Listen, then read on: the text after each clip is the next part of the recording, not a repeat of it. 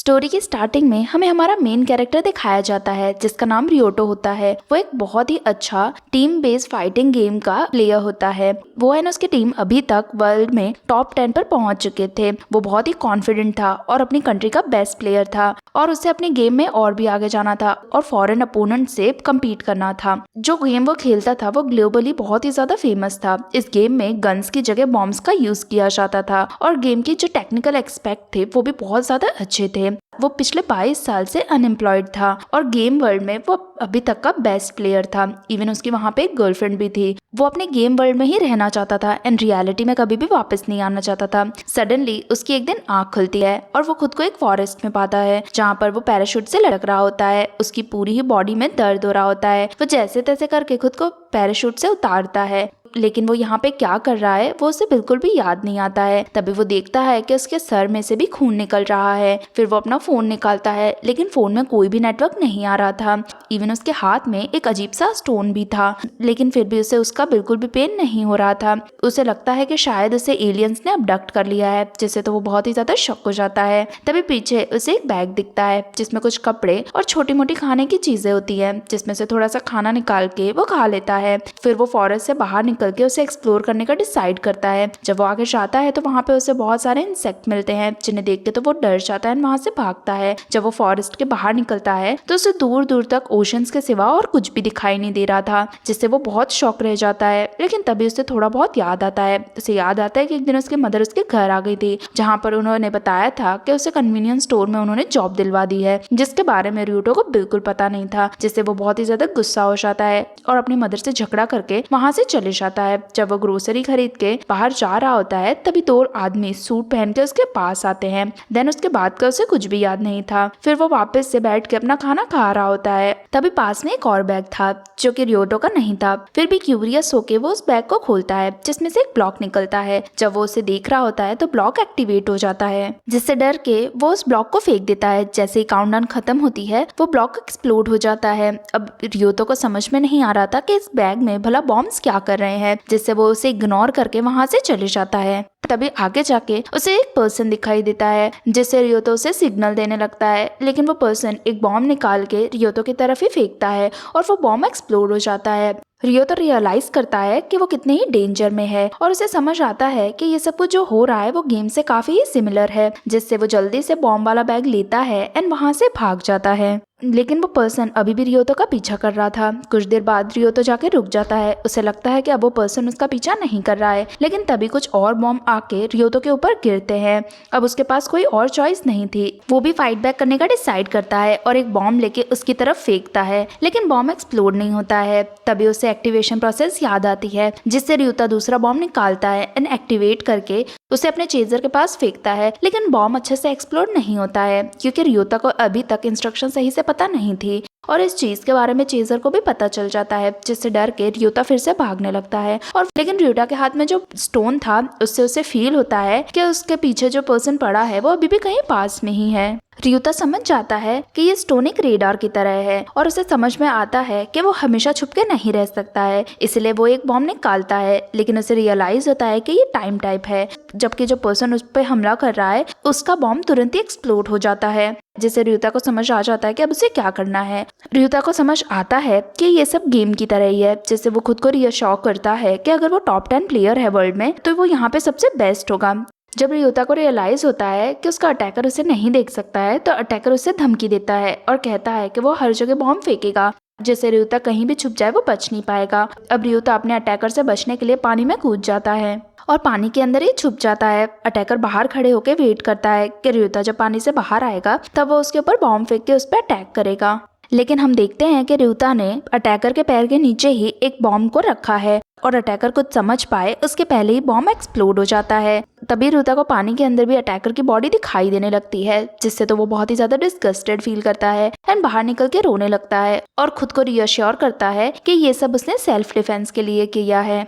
उसके बाद रिता याद करता है कि कैसे वो एक बार एक गेम कंपनी में इंटरव्यू के लिए गया था, लेकिन उसे वहाँ पे रिजेक्ट कर दिया गया था। जिसके बाद वो जब घर आया था तो उसकी मदर उसके लिए बहुत ही वरिड थी कि वो जॉब नहीं करेगा तो क्या करेगा। लेकिन रिता अपनी मदर पे ही गुस्सा करता है और उनकी इंसल्ट करता है, जिसके बाद उसके और उसके मदर के रिलेशन हमेशा के लिए खराब हो जाते हैं और रिता अपनी मदर से ऑलवेज इसी तरह बात किया करता था। नेक्स्ट मॉर्निंग जब रिता उठता है तो वो बहुत ही ज़्यादा भूखा होता है क्योंकि कल रात को भी उसने खाना नहीं खा पाया था। तभी उसे स्ट्रीम के दूसरे साइड एक लड़की दिखाई देती है। रिता उसको अप्रोच करने की कोशिश करता है, लेकिन वो लड़की उसे देख के बहुत ही ज़्यादा डर जाती है। ये हमारी स्टोरी की फीमेल लीड होती है। वो रिता से एक बार पहले भी गेम वर्ल्ड में मिल चुकी थी, लेकिन रिता उस टाइम पे बहुत ही ज्यादा फेमस था। वो रिता के पास भी नहीं जा पाती है और वो रिता की बहुत बड़ी फैन होती है क्योंकि रिता की फोटोज बहुत सारी गेमिंग मैगजीन में भी छपी हुई होती हैं। एक बार ऐसे ही वो जब अकेले बैठी हुई थी तो रिता उसके पास आता है और उसे गेम खेलने के लिए कहता है, लेकिन वो कहती है कि मैं अपनी एक फ्रेंड का वेट कर रही हूँ। जिसके बाद रिता उसे पर्सनली इन्वाइट करता है और अपने साथ गेम खेलने के लिए कहता है। वो लड़की तो बहुत ही खुश हो जाती है। उसे लगता है कि किस्मत ही उसे रिता को साथ मिला रही है, जिससे वो बहुत ही ज्यादा खुश हो जाती है। नेक्स्ट डे हम देखते हैं कि इस लड़की का नाम हिमिको होता है, जहाँ पर उसकी फ्रेंड उससे माफी मांग रही होती है कि उसके घर पे कुछ लोग आ गए थे जिसकी वजह से वो हिमिको के साथ गेम खेलने नहीं आ पाई थी। हिमिको लड़कों के बीच में भी बहुत ही ज्यादा फेमस थी और वो एक हाई स्कूल स्टूडेंट थी। वो ज्यादातर अपनी फ्रेंड के साथ ही अपना टाइम स्पेंड करती थी और वो अपनी फ्रेंड के सामने ब्रैग कर रही थी कि वो कैसे रियोतो के साथ कल रात को गेम खेल के आई है। वो रियोतो के बारे में ही हमेशा सोचा करती थी और उसे लगता था कि रियोतो पता नहीं कैसा होगा, और जब उसे पता चलेगा कि हिमिको एक सिंपल सी हाई स्कूल स्टूडेंट है तब वो पता नहीं कैसा रिएक्ट करेगा। उसके बाद वो अपनी फ्रेंड के साथ कई बार गेम खेलने जाया करती थी, लेकिन उसकी फ्रेंड उससे कहती थी कि ज्यादा रियोतो के बारे में मत सोचो। अब ऐसे ही एक दिन हिमिको इस दुनिया में आ गई थी। अब उसे लगता है कि उसे किसी चीज की पनिशमेंट मिल रही है, इसीलिए उसे इस दुनिया में भेजा गया है। वो अपने बॉम्ब वाला बैग लेती है और फॉरेस्ट में जाने का डिसाइड करती है, लेकिन जब वो फॉरेस्ट देखती है तो वहाँ पे जाने से डरती है और फिर वो बीच पे जाकर वहीं पे रेस्ट करने का डिसाइड करती है। तभी हिमिको याद करती है कि कैसे एक बार स्कूल में वो अपनी फ्रेंड्स के साथ बैठी हुई थी। तभी वो बताते हैं कि पेपर पे अगर हम किसी का नाम लिखें तो इस वर्ल्ड से वो पर्सन गायब हो जाता है। हिमिको को इन बातों पे बिलीव नहीं होता, पर अब उसे ऐसा लगता है कि उसके साथ यही हुआ है। जब उसके आइलैंड पे आंख खुलती है तब वो अपने सामने 3 आदमियों को पाती है, जिससे वो बहुत ही ज्यादा डर जाती है। लेकिन वो तीनों आदमियों से रियश्योर करते हैं कि वो कोई भी हार्म लेके यहाँ पे नहीं आए हैं। वो बस गेम में उसके साथ टीम फॉर्म करना चाहते हैं और सब साथ में मिलके खाना ढूंढने का डिसाइड करते हैं, जहाँ उन्हें पता चलता है कि इस आइलैंड पे ज्यादा लाइफ नहीं है, इसलिए जब तक कोई शिप यहाँ से नहीं निकलती है तब तक उन्हें इसी आइलैंड पे रहना पड़ेगा और गेम में पार्टिसिपेट करना पड़ेगा। जहाँ पर वो सबसे ओल्डर मैन होता है वो कहता है कि हमें इस गेम में पार्टिसिपेट नहीं करना चाहिए। जो दूसरा पर्सन जिसके सर पर बैंडेना था वो उसे हिपोक्रेट कहता है। ओल्डर पर्सन कहता है कि मैं एक टीचर हूँ और मुझे पता है कि सही क्या है और गलत क्या है, इसीलिए मैं इस गेम में पार्टिसिपेट नहीं करना चाहता हूँ। इसका मतलब ये नहीं है कि मैं वीक हूँ, मैं बहुत ही अच्छा जूडो का प्लेयर हूँ। लेकिन सबको पता था कि इस गेम में मार्शल आर्ट्स की कोई वैल्यू नहीं है क्योंकि बॉम्ब यहाँ पे सबसे ज्यादा यूज होने वाले हैं। लेकिन बैंडेना वाला पर्सन टीचर को चैलेंज करता है और वो हिमिको को अपने कब्जे में ले लेता है और टीचर से कहता है कि अपने बात पे रहो और लड़ो मत, और तुम्हारी चॉइस के बदले में हिमिको को मरना पड़ेगा, वरना हिपोक्रेट बनो और लड़ो और हिमिको को बचा लो। लेकिन तभी हिमिको अपना टीजर उस पर्सन के ऊपर यूज करती है, जिससे बैंडेना वाला पर्सन उसे छोड़ देता है और फिर वो टीचर को कहता है कि ये बस एक टेस्ट था, ये दिखाने के लिए कि जब मुसीबत आएगी तो यहाँ पर सभी लड़ने के लिए तैयार हो जाएंगे। उसके बाद सभी बात करते हैं कि हमें अपने ग्रुप के लिए एक लीडर को चूज करना चाहिए, जहाँ पर वोटिंग के बाद सभी हिमिको को लीडर चूज करते हैं। हिमिको को समझ नहीं आता है कि भला उसे लीडर क्यों चूज किया गया है। तभी वहां से एक हेलीकॉप्टर उड़ते हुए जाता है जिसमें से कुछ सामान नीचे फेंका जाता है। पता चलता है कि वो खाने और पीने का सामान होता है। सभी खाना खाने लगते हैं। तभी वहाँ पे टीचर आ जाता है और सबको कहता है कि हमें ये खाने को राशन करना चाहिए और सारा ही खाना एक साथ खत्म नहीं कर देना चाहिए। लेकिन बैंडेना वाले पर्सन को तो गुस्सा आता है, जिससे वो टीचर का गला काट देता है और कहता है कि ये बार बार हमें डिस्टर्ब कर रहा था, इसलिए अभी हमें परेशान नहीं कर पाएगा। इन सब से तो हिमिको बहुत ही ज्यादा शॉक हो जाती है, जिससे वो बेहोश हो जाती है और उसे याद आता है कि कैसे वो जब स्कूल में थी तो अपने क्लासमेट्स के साथ उनके सीनियर के घर जाने वाली थी, लेकिन रास्ते में वो अपनी फ्रेंड से कहती है कि कुछ देर के लिए मुझे घर जाना है और मैं तुरंत ही आ जाऊंगी, और ऐसा कह के हिमिको वहाँ से चली जाती है। तभी हिमिको की आंख खुलती है और उनके साथ में जो फैटमैन था वो हिमिको के सामने होता है, जो उसे चुप रहने के लिए कहता है। अब यहाँ पता चलता है कि हिमिको और वो फैट मैन दोनों ही बैंडेना वाले आदमी से बच के जाना चाहते थे, क्योंकि उन्हें डर था कि कहीं वो आदमी टीचर की तरह उन दोनों को भी ना मार दे। जिसके बाद वो दोनों वहाँ से जंगल में चले जाते हैं। जंगल में जाते ही फैट मैन हिमिको को बताता है कि उसे किस तरह स्टोन के थ्रू रेडार यूज करना चाहिए। जब वो रेडार ऑन करती है तब वो देखती है कि बैंडेना वाला पर्सन अभी भी उनका पीछा कर रहा है, जिससे हिमिको एंड वो फैट मैन भागने लगते हैं। जहाँ पे आगे जाके उन्हें एक सस्पेंशन ब्रिज मिलता है। हिमिको तो डर डर के उस ब्रिज को क्रॉस कर देती है, लेकिन फैटमैन बहुत ही ज्यादा डर जाता है और वो क्रॉस करने से मना कर देता है। लेकिन तभी पीछे से वो बैंडेना वाला पर्सन आ जाता है, जिसे देखकर फैटमैन डर जाता है और वहाँ पे एक बॉम्ब फेंक कर ब्रिज क्रॉस कर देता है। बैंडेना वाला पर्सन भागता है और देखता है कि उस बॉम्ब में से कोई गैस लीक हो रही है और जिसकी वजह से आसपास के प्लांट्स मरने लगते हैं, जिससे वो समझ जाता है कि इस बॉम्ब में पॉइजन था। यहाँ पर वो फैट मैन हिमिको को जबरदस्ती आगे लेके जाने लगता है और कहता है कि रास्ते में जो भी आएगा उन्हें हम मार देंगे। अब हिमिको किसी को भी नहीं मारना चाहती थी, जिससे वो फैट मैन से अपना हाथ छुड़वाने लगती है। लेकिन फैट मैन जब उसका हाथ नहीं छोड़ता है तो हिमिको उसे पंच करती है, जिससे गुस्सा होकर फैट मैन उसके साथ जबरदस्ती करने लगता है। हिमिको खुद को बचाने के लिए उसे भी टीजर से शॉक दे देती है और वहाँ से बच के भाग जाती है। तभी उसे फ्लैशबैक का याद आता है कि जब वो अपने सीनियर्स के घर पहुंची थी तो उसने देखा था कि उसकी सारी ही फ्रेंड्स को सीनियर्स ने रेप करा है, जिससे वो बहुत ही डरती है। जब उसे पकड़ने उसके सीनियर्स आते हैं तो वो उन्हें मार के वहाँ से भागने लगती है। तभी वो देखती है कि उसकी फ्रेंड भी अभी वहीं पे है और उसे मदद के लिए बुला रही है, लेकिन हिमिको खुद की जान बचा के वहाँ से भाग जाती है और खुद की फ्रेंड के लिए भी नहीं रुकती है। कुछ टाइम बाद पुलिस उसके सीनियर्स को तो पकड़ लेती है, लेकिन उसकी फ्रेंड उसके पास आके कहती है कि काश उस दिन तो मुझे अगर बचाने आ गई होती तो मेरे साथ ऐसा कुछ भी नहीं हुआ होता, जिससे हिमिको बहुत ही ज्यादा अपसेट होती है। यहाँ पे हम देखते हैं कि हिमिको एक कॉर्नर में छुपी हुई है और सोचती है कि मे बी यही सब उसकी पनिशमेंट है। पीछे से फैटमैन आ जाता है और उसे पकड़ लेता है। हिमिको खुद को बचाने की कोशिश करती है, लेकिन फैटमैन उसे जमीन से पिन कर देता है और उसके साथ फिर से फोर्सफुल होने वाला होता है। अब हिमिको ऐसा नहीं होने देना चाहती थी, इसलिए वो बॉम्ब निकालती है और दोनों को ही साथ में मरने का डिसाइड कर लेती है। लेकिन डर के वो फैटमैन वहाँ से भागने लगता है, जिससे हिमिको वो बॉम्ब उसके ऊपर फेंक देती है और उसे कावर्ड कहती है, जिससे वो फैटमैन की वहीं पर डेथ हो जाती है। हिमिको देखती है कि उसने एक पर्सन को मार दिया है, लेकिन उसे बिल्कुल भी रिग्रेट नहीं होता है। फिर वो डिसाइड करती है कि वो कितने भी आदमियों को मिलेगी सभी स्कमबैग होंगे, इसलिए वो सबसे दूर रहेगी। जब वो स्ट्रीम पे खुद की बॉडी को क्लीन कर रही होती है तभी वहाँ पे रूटा आ जाता है। रूटा को नहीं पता होता है कि वो वहाँ पे नहाने के लिए आई है। वो सिर्फ उसके पास में खाना देखता है और उसे बुलाने लगता है, लेकिन हिमिको उसे इग्नोर करके वहाँ से भाग जाती है। रियुतो भी उसको फॉलो करने लगता है। अब उसे समझ में नहीं आता कि वो लड़की किस तरफ गई है, जिससे वो अपने स्टोन में जो रेडार था उसका यूज करके उस लड़की का पता लगाने की कोशिश करता है। जहाँ उसे पता चलता है कि वो लड़की किस डायरेक्शन में गई है, तो रियुतो भी उसी डायरेक्शन में चला जाता है। जब रियुतो आगे जाता है तो उसे झाड़ियों के पीछे कुछ हलचल दिखाई देती है, जिससे वो एक बॉम्ब लेके उस पर अटैक करने वाला होता है। लेकिन तभी वहाँ पे एक ओल्ड मैन आता है जो उससे कहता है कि मुझे मत मारो, वैसे भी मुझे इस गेम में पार्टिसिपेट नहीं करना है, और वो खुद यहीं पे इस तरह मरना नहीं चाहता था। रियुतो उसको कहता है कि ठीक है, अपना पैंट पहन लो, फिर हम दोनों बातें करते हैं। जिसके बाद दोनों स्ट्रीम के पास जाते हैं और बात करते हैं, जहाँ पर रियुतो उस पर्सन से इस गेम के बारे में पूछता है। वो ओल्ड मैन को रियलाइज होता है कि रियुतो को इस गेम के बारे में कुछ भी याद नहीं है। फिर वो रियुतो को बताता है कि हम सबको सूट वाले लोगों ने ही किडनैप किया था। फिर वो हमें एक प्लेन पे लेके गए थे जहाँ पे हमारे जैसे 30 लोग और थे और हमारे आसपास बहुत सारे गार्ड्स थे जिनके हाथ में गन थी। तभी स्क्रीन के ऊपर एक आदमी आया था जिसने बताया था कि उसी ने इस गेम को क्रिएट करा है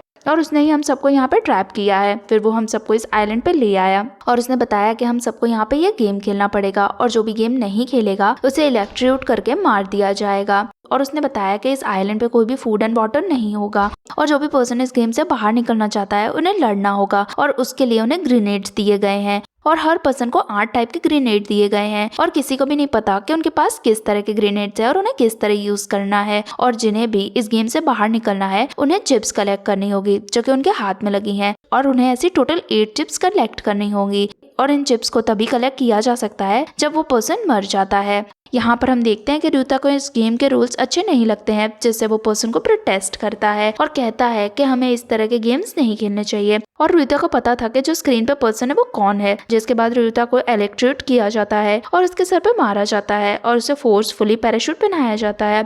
फिर सभी को पैराशूट पहनाकर प्लेन में से फेंक देते हैं। और जो भी पर्सन अपना पैराशूट ओपन नहीं करेगा उसे इलेक्ट्रिक शॉक मिलेगा, जिसके बाद रियुता को भी प्लेन से फेंक दिया जाता है, जहाँ से रियुता को समझ में आता है कि उसके सर पे चोट क्यों लगी थी और क्यों उसे कुछ भी याद नहीं था। रियुता को समझ में आता है कि इस आइलैंड पे वही हो रहा है जो उसने गेम पहले भी खेला है, तो मे बी स्क्रीन पे जो पर्सन था वो कोई और नहीं बल्कि इस गेम का क्रिएटर ही होगा। अब रियुता को रियलाइज होता है कि अगर उसे इस गेम में से निकलना है तो उसे 6 और लोगों को मारना होगा, जिससे वो बहुत ही अपसेट हो जाता है क्योंकि वो ऐसा नहीं करना चाहता था। अब वो ओल्ड मैन देखता है कि रियुता कितना ही अपसेट है, जिससे वो रियुता से कहता है कि हम दोनों टीम अप कर लेते हैं और इस गेम से बाहर निकलने का कोई रास्ता देखेंगे।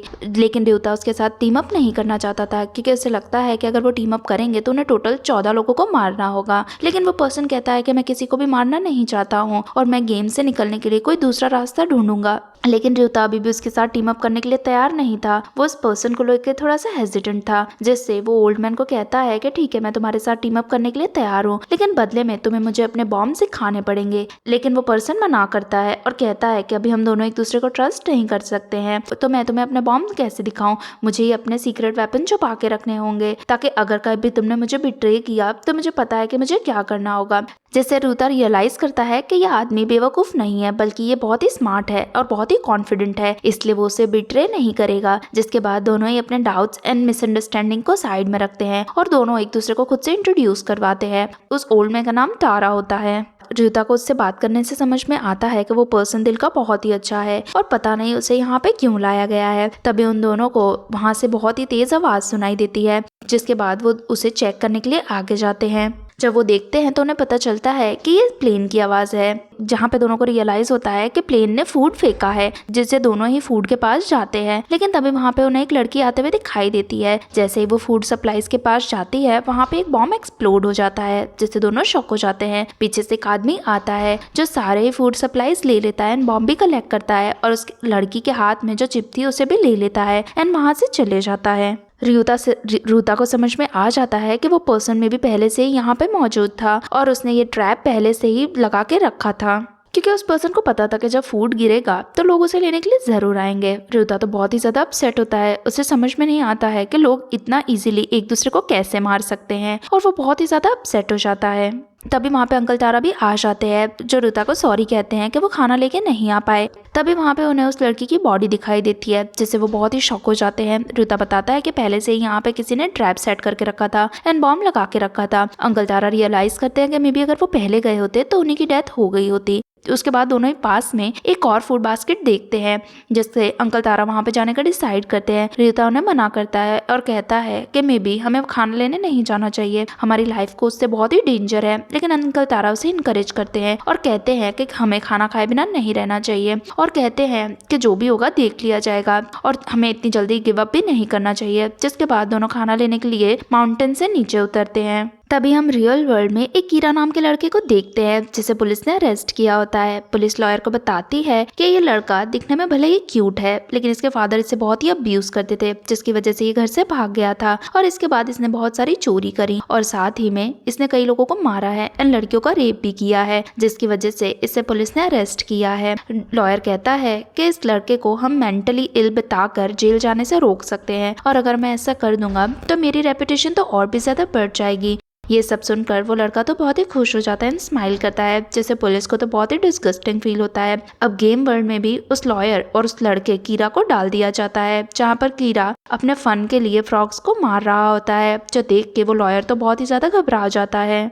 अब उसके बाद दोनों आगे बढ़ते हैं, जहाँ पे लॉयर को फील होता है कि वो अभी भी कीरा को चेंज कर सकता है, लेकिन कीरा को चेंज होने का तो बिल्कुल भी मन नहीं था। तभी वो लोग फूड सप्लाईज आते हुए देखते हैं, दोनों वहाँ जा ही रहे होते हैं। तभी लॉयर उससे कहता है कि तुम्हें वहाँ नहीं जाना चाहिए, तुम्हें अपने फादर को वहाँ जाने देना चाहिए। अपने फादर का नाम सुनते ही कीरा बहुत ही शांत हो जाता है। कीरा हमेशा अपने फादर के सामने चुप रहा करता था, जिसकी वजह से उसके फादर और भी ज्यादा वायलेंट होते थे। उसके बाद वो तीनों फूड सप्लाई के पास जाते हैं, जहाँ पे उसके फादर कीरा के हाथ में से उसका बॉम्ब ले लेते हैं और ट्री पे उसे अटैच करके फूड को नीचे लाने की कोशिश करते हैं। लेकिन लॉयर और उसके फादर दोनों ही इस बॉम्ब को यूज नहीं कर पाते हैं, क्योंकि वो दोनों इस बॉम्ब के ओनर नहीं होते हैं। कीरा ही उस बॉम्ब का ओनर था, इसलिए वो ही उसे यूज कर सकता है। उसके बाद कीरा के फादर उसे थ्रेटन करते हैं और बॉम्ब यूज करने के लिए कहते हैं। कीरा डरा हुआ था, जिससे वो अपने फादर की बात मान के बॉम्ब को यूज करता है, जिससे फूड सप्लाई नीचे आ जाती है। उसके फादर बैग निकाल के उसमें खाना भर लेते हैं और कहते हैं कि खाना सिर्फ उन्हें ही खाने मिलेगा जो मुझे फॉलो करेंगे। लॉयर इस चीज को ऑब्जेक्ट करता है और कहता है कि हम तुम्हारे पीछे नहीं आना चाहते हैं, जिससे उसके फादर लॉयर को ही थ्रेटन करते हैं और कहते हैं कि तुम्हारे जैसे एक लॉयर का इस जंगल में कोई भी काम नहीं है। और कीरा को ये सब कुछ देखकर बिल्कुल अच्छा नहीं लगता है, जिससे वो अपने फादर को रोकने के लिए कहता है, जिससे उसके फादर तो गुस्सा होते हैं एंड कीरा को मारते हैं। कीरा याद करता है कि कैसे इसी तरह उसके फादर घर में भी हमेशा उसे मारते रहते थे, जिससे कीरा खुद को कंट्रोल नहीं कर पाता है। वो अपना एक पॉम निकालता है एंड अपने फादर की शर्ट पे लगा देता है। उसके फादर जल्दी जल्दी शर्ट निकालने की कोशिश करते हैं, लेकिन शर्ट टाइम पे नहीं निकल पाती है एंड बॉम्ब एक्सप्लोड हो जाता है, जिससे उसके फादर की डेथ हो जाती है। कीरा तो ये देख के बहुत ही ज्यादा खुश हो जाता है। कीरा को लगता है कि लॉयर अभी भी उससे प्रोटेक्ट करेगा, लेकिन लॉयर उसके पागलपन को देख के बहुत ही ज्यादा डर जाता है। वो कहता है कि तुम्हारे फादर तो खराब थे, लेकिन तुम उनसे भी खराब हो और तुम ह्यूमैनिटी के लिए कर्स हो। और ऐसा कह के लॉयर डर के वहां से भाग जाता है। कीरा गुस्से में था, लेकिन तभी वो देखता है कि वहाँ पे कोई आ रहा है, जो कोई और नहीं बल्कि रूटा और अंकल तारा थे, जो दोनों ही कीरा को इस तरह देख के बहुत ही ज्यादा शॉक हो जाते हैं। जहाँ पे रूटा रियलाइज करता है कि रेडार में उसे कीरा दिखाई नहीं दिया था और उसे पता चलता है कि जो लोग स्टिल खड़े होते हैं वो रेडार के अंदर नहीं आते हैं। रूटा तभी नोटिस करता है कि कीरा ने अभी एक पर्सन को मारा है, जिससे वो कीरा पे गुस्सा करने लगता है। लेकिन कीरा कहता है कि इस गेम में कोई भी रूल नहीं है, हम जिसे भी चाहें उसे मार सकते हैं और वो ही सरवाइव कर सकता है जो ज्यादा पावरफुल होगा। फिर वो अपने फादर की डेड बॉडी से बॉम्ब लेने लगता है। तारा ये मौका देख के वहाँ से भागने लगते हैं, लेकिन कीरा नहीं चाहता था कि वो लोग वहाँ से भागें और उन पे भी अटैक करने का डिसाइड करता है। और उसे पता था कि उसे गेम किस तरह खेलना है, जिससे वो अपने रेडार का यूज करता है और रियोतो और अंकल तारा का पता लगा लेता है। अब रियोतो को समझ में नहीं आ रहा था कि उसे क्या करना चाहिए, उसे रुक के फाइट करनी चाहिए या अंकल के साथ इसी तरह भागना चाहिए। तभी अंकल तारा का पैर ट्विस्ट होता है, वो गिर जाते हैं। रियुता उन्हें चलने के लिए कहता है, लेकिन उनसे चला नहीं जाता है, जिससे वो रियुता को वहां से जाने के लिए कह देते हैं। अब रियुता को नहीं समझ में आता है कि वो जिस पर्सन से अभी मिला है उसके लिए अपने लाइफ को रिस्क करे या ना करे, लेकिन फिर वो डिसाइड करता है और अंकल तारा से कहता है कि आप यहीं पे रुको, मैं जाता हूँ और उस पागल लड़के को ल्यूर करके बाहर लेके आता हूँ। उसके बाद रियुता डिसाइड करता है कि वो उस लड़के को सबक जरूर सिखाएगा और गेम के रूल्स के हिसाब से ही उससे लड़ेगा, क्योंकि वो इस गेम में बेस्ट होता है। फिर दोनों ही अपने रेडार का यूज करके एक दूसरे की पोजीशन के बारे में पता लगाते हैं, जहाँ पे दोनों एक दूसरे के सामने आ जाते हैं एंड एक दूसरे से फाइट करने लगते हैं। और फाइट के बीच में ही दोनों के ही बॉम्ब्स गिर जाते हैं एंड अलग अलग साइड पे पड़े हुए होते हैं। अब लड़ते लड़ते दोनों को ही रियलाइज हो जाता है कि दोनों ही पर्सन इस गेम के स्किल्ड प्लेयर्स थे, जहाँ पे रियुता को रियलाइज होता है कि ये जो बच्चा है वो 3 स्टार रैंक का है, जबकि रियुता है वो 4 स्टार रैंक का है। कीरा तो बहुत ही खुश हो जाता है कि उसके सामने एक बहुत ही स्किल प्लेयर है, जिससे वो खुश होकर उसका पीछा करने लगता है। इस अपॉर्चुनिटी का फायदा उठा के अंकल तारा उस लड़के की फादर की डेड बॉडी के पास जाते हैं और वहां से चिप ले लेते हैं। अब रियुता पता लगाना चाहता था कि कीरा के पास किस टाइप के बॉम्ब हैं, जिससे वो कीरा के आसपास ही रहता है, जिससे रियुता वहां से भागता है और कीरा के लिए एक ट्रैप लगा देता है। कीरा को सिर्फ पीछा करना आता था, जिससे वो रियुता का पीछा करने जाता है, लेकिन उसके ट्रैप में गिर जाता है। लेकिन वो ट्रैप इतना मजबूत नहीं था कि कीरा को नीचे गिरा सके, जिससे कीरा अपना वैक्यूम बॉम्ब निकालता है और उसे थ्रो करता है। रियुता को रियलाइज होता है कि वो बॉम्ब बैग से अटैच है, जिससे वो बैग को बॉम्ब के पास फेंक देता है। कीरा को रियलाइज हो जाता है कि रियुता एक प्लेयर है, लेकिन उसे ये भी पता चलता है कि वो बस गेम में ही स्ट्रांग है, रियल लाइफ में वो इतना स्ट्रांग नहीं है। अब इसके बाद कीरा रियुतो को ही सुनाने लगता है और रियुतो को समझ में आ जाता है कि इस लड़के को सही और गलत के बीच में पता नहीं चलता है, जिससे रियुतो खुद को बचने के लिए एक रॉक के पीछे छुप जाता है, लेकिन कीरा उसके ऊपर बॉम्ब फेंकता है, जिससे रियुतो के सर में चोट लग जाती है और उसे ब्लड निकलने लगता है। जहाँ पे रियुता रियलाइज करता है कि ये सब कुछ गेम की तरह ही हो रहा है, इसलिए उसे गेम की तरह कॉन्फिडेंस होकर लड़ना चाहिए। अब उसे समझ में आ जाता है कि उसे किस तरह लड़ना है और उसके अंदर एक अलग सा ही कॉन्फिडेंस आ जाता है। तभी वहाँ पे कीरा आ जाता है और उसके ऊपर फिर से वॉक्यूम बॉम्ब फेंकता है, लेकिन रियुतो अपने गेम की स्किल्स का यूज करके एक एम्प्टी बैग उसके पास फेंक देता है और फिर वहां से भाग जाता है। कीरा फिर से अपने रेडार का यूज करके रियुतो की पोजीशन ढूंढने की कोशिश करता है, लेकिन रियुता उसे कहीं भी नहीं मिलता है। अब कीरा को पता था कि रियुता कहीं पास में ही है, जिससे वो यहाँ वहाँ बॉम्ब फेंकने लगता है, लेकिन तभी रियुता उससे घेर लेता है और उसके आसपास भाग के उसी के ऊपर बॉम्ब फेंकने लगता है। कीरा को समझ में नहीं आता है कि ये क्या हो रहा है। पता चलता है कि ये एक टेक्निक है जो रियुतो ने गेम में ही डेवलप करी थी। वो जल्दी भागेगा तो वो रेडार के अंदर नहीं आएगा, जिससे वो कीरा के ऊपर अटैक करता है और जब तक वो अटैक करता रहेगा तब तक वो रेडार के अंदर नहीं आएगा। इन सब चीजों से तो कीरा बहुत ही डर जाता है और उसे बहुत ज्यादा चोट भी लग गई होती है। अब कीरा को समझ में नहीं आता है कि रियोतो चल रहा है या एक जगह पे रुका हुआ है। तभी पीछे से रियोतो आता है और बॉम्ब उसके ऊपर फेंक देता है। तभी अचानक से रियोतो को रियलाइज होता है कि उसने क्या कर दिया और वो रियल में गेम में नहीं था बल्कि उसके सामने एक रियल पर्सन था, जिससे उसे रियलाइज होता है कि उसने ऑलमोस्ट किसी को मार दिया था। उसके बाद वो बेहोश कीरा को एक पेड़ पे बांध देता है, लेकिन तभी कीरा को होश आ जाता है और वो जाते हुए रुता को देख के उसका नाम पूछने लगता है। रुता उसे अपने गेम का नाम बताता है, जिससे तो कीरा शॉक हो जाता है क्योंकि उसे रियलाइज होता है कि वही एक अकेला जापानीज पर्सन था जो इस गेम के टॉप 10 में था। जिससे कीरा हंसता है और कहता है कि ये गेम तो बहुत ही ज्यादा इंटरेस्टिंग है। अब हम अंकल तारा एंड रियोतो को देखते हैं जो कि कई दिन बाद इस आइलैंड पे अपना फर्स्ट मील खा रहे होते हैं, जो कि एक ऑर्डिनरी कप ऑफ नूडल्स होते हैं। लेकिन फिर भी इसके लिए उन दोनों को अपनी लाइफ रिस्क पे डालनी पड़ी। अंकल तो बहुत ही ज्यादा इमोशनल हो जाते हैं और बार बार रियोतो को थैंक यू बोलते हैं क्योंकि फर्स्ट टाइम उनकी लाइफ में किसी ने उनके लिए इतना कुछ किया था जिसके लिए वो बहुत ही ज्यादा ग्रेटफुल थे। लेकिन साथ ही उन्हें ये नहीं समझ में आ रहा था कि रियोतो ने ऐसा तो क्या किया होगा कि उसे इस आइलैंड पे डाल दिया गया है। यहाँ रियल वर्ल्ड में हम रियोतो की मॉम को देखते हैं जो कि खुद सुसाइड करने वाली थी। तभी वहाँ पे रियोतो के फादर भी आ जाते हैं जो उन्हें रोक लेते हैं। रियोतो की मॉम इसलिए ऐसा करने वाली थी क्योंकि उन्हें लग रहा था कि रियोता जो भी आज है वो उसी की वजह से है। उसी ने अच्छे से रियोता को रेज नहीं किया, इसीलिए वो इतना खराब बच्चा बना और उसने अपने फादर को भी कभी फादर नहीं समझा और हमेशा उसने अपने घर वालों की इंसल्ट ही करी है। और रियोता की मदर ने ही उसका नाम उसी पेपर पे लिखा था, जिसके बाद उसे आइलैंड पे लेके जाने के लिए अबडक्ट कर लिया गया। तभी यहाँ पर रियोता और अंकल तारा दोनों ही फैटमैन की बॉडी को वहाँ पे आते हुए देखते हैं। जब दोनों ही फैटमैन की बॉडी को देखते हैं तो उन्हें लगता है कि मे बी अटैकर यहीं कहीं पास में होगा। जिसके बाद रियोता अंकल तारा को छुपने के लिए कहता है और खुद जाकर अटैकर्स को ढूंढने का डिसाइड करता है। फिर वो अंकल तारा से कहता है कि आप जाके छुप जाओ और अपने साथ फूड सप्लाईज भी ले जाओ, मैं चेक करता हूँ कि कहीं पास में कोई अटैकर तो नहीं है। जिसके बाद अंकल चले जाते हैं। फिर रियोता चेक करता है, पता चलता है कि उसके पास 2 टाइम बॉम्ब है, 6 आर्टिलरी शेल्स हैं और 3 वैक्यूम बॉम्ब्स हैं। उसके बाद वो हिल पे जाता है, लेकिन वो अपना रेडार ऑन नहीं करता है क्योंकि उसे डर था कि कहीं एनिमीज उसे ढूंढ ना ले। तभी आगे जाके उसे एक और डेड बॉडी मिलती है जो कि रॉट होने लगी थी, जिसे देखकर उसे बहुत ही ज्यादा डिस्गस्टिंग फील होता है और वो अपने मुंह पे हाथ रख लेता है। ये भी नोटिस करता है कि उस पर्सन के हाथ में चिप भी नहीं है। यहाँ पर दूसरी तरफ अंकल तेरा ने उस फैटमैन के हाथ में से भी चिप ले ली होती है और वहाँ से चले गए होते हैं। उसके बाद अपना रेडार ऑन करता है और उसे हील के ऊपर वही लड़की दिखाई देती है जो उसे फाउंटेन के पास मिली होती है। वो समझ जाता है कि मे बी यही लड़की है जिसने इन दोनों को मारा है। हिमी को भी नोटिस करती है कि उसे स्कैन किया जा रहा है, जिससे वो अपना पॉइजन बॉम्ब निकालती है एंड रियोतो की तरफ फेंकती है, जिससे रियोतो खुद की जान बचाने के लिए फॉरेस्ट में से भाग जाता है। तभी वो भागकर हिमिको के सामने ही आ जाता है।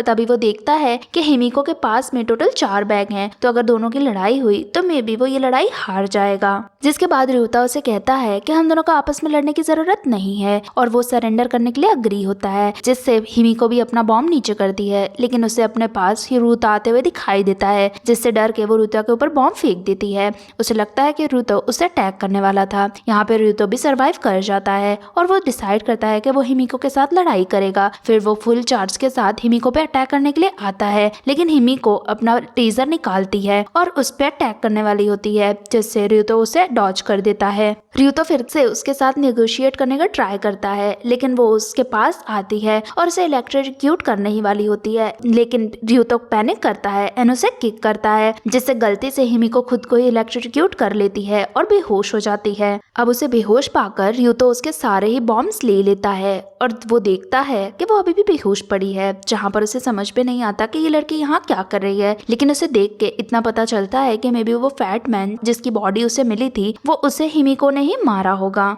जिसके बाद वो उसे कैरी करके वहाँ से लेके जाने लगता है। तभी हिमिको को भी होश आ जाता है और वो कंफ्यूज होती है, जहाँ पे रियोतो बताता है कि तुम्हारी बॉडी अभी भी पैरालाइज है क्योंकि तुमने खुद को ही टीजर कर लिया था, जिससे वो अपनी बॉडी को बिल्कुल भी मूव नहीं कर पा रही थी। साथ ही वो उसे बताता है कि तुम बिल्कुल भी चिंता मत करो, मैं तुम्हें तब तक प्रोटेक्ट करूंगा जब तक तुम्हारी बॉडी काम नहीं करती है। हिमिको डरी हुई थी, जिससे वो अपने पॉकेट में से टाइम बॉम्ब निकालती है और कहती है कि हम दोनों साथ में मर जाते हैं, मैं मरना पसंद करूंगी लेकिन इम्प्योर होकर नहीं जीना चाहती हूँ। और वो टाइम बॉम्ब ऑन कर देती है, लेकिन रियोतो उसके हाथ में से बॉम्ब लेके बंद कर देता है और वो समझ जाता है कि हिमिको खुद को लेके कितना ही ज्यादा सीरियस है, जिससे वो कहता है कि मैं तुम्हें हार्म नहीं करूंगा। फिर वो उसे उसी जगह पे लेके जाता है जहाँ पे उसने अंकल तारा को छुपाया हुआ था। फिर तीनों साथ में बैठे हुए थे, जहाँ पे अंकल तारा उसे रिश्योर करते हैं कि हम तुम्हें हार्म नहीं पहुंचाएंगे, साथ ही वो उसे खाना खाने के लिए भी देते हैं। साथ ही दोनों बताते हैं कि हम इस आइलैंड से निकलना चाहते हैं और अगर तुम चाहो तो हमारा साथ दे सकती हो, हम तीनों इस आइलैंड से निकल जाएंगे। लेकिन हिमिको कहती है कि इस आइलैंड से निकलने का क्या मतलब है जब बाहर ही किसी पर्सन ने हमारा नाम उस पेपर पे लिख के साइन किया है और हमें यहाँ पे भेजा है,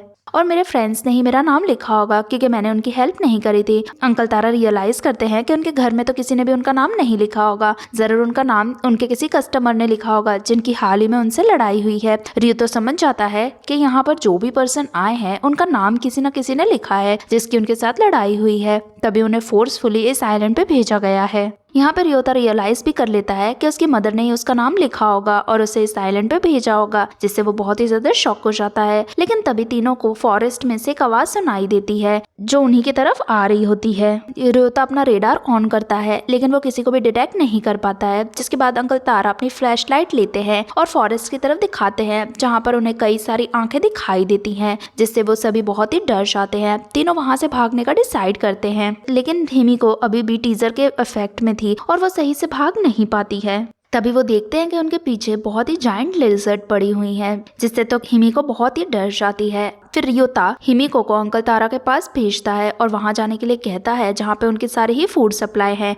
फिर वो रॉक लेके लिजर्ड्स को मारने लगता है, लेकिन तभी कुछ लिजर्ड्स अंकल तारा के पीछे जाने लगती हैं, जिससे वो बॉम्ब लेता है, जिससे वो वैक्यूम बॉम्ब लेकर लिजर्ड्स के ऊपर फेंकता है। लेकिन वो बॉम्ब एक्सप्लोड नहीं होता है, जिससे रियोता को रियलाइज होता है कि उसने कीरा को नहीं मारा था, जिसकी वजह से उन बॉम्ब की ओनरशिप अभी तक कीरा के ही पास है और वो उन बॉम्ब्स को यूज नहीं कर सकता है। फिर वो अपने बैग को ही ओपन करता है और उन्हीं में से कुछ बॉम्ब्स निकालने लगता है, लेकिन उसके पास बहुत सारे बैग्स थे और वो सही टाइम पे बॉम्ब नहीं निकाल पाता है। उसके पहले एक लिजर्ड अंकल तेरा के पैर में काट लेती है, लेकिन उसी टाइम पर रियोतो को भी बॉम्ब मिल जाता है और वो एक्सप्लोर करता है, जिससे लिजर्ड्स वहां से भाग जाती हैं। जहाँ पे रियोतो हिमिको को उठा के लेके जा रहा था और अंकल तेरा ने सारा ही सामान और बॉम्ब्स उठा के रखे थे।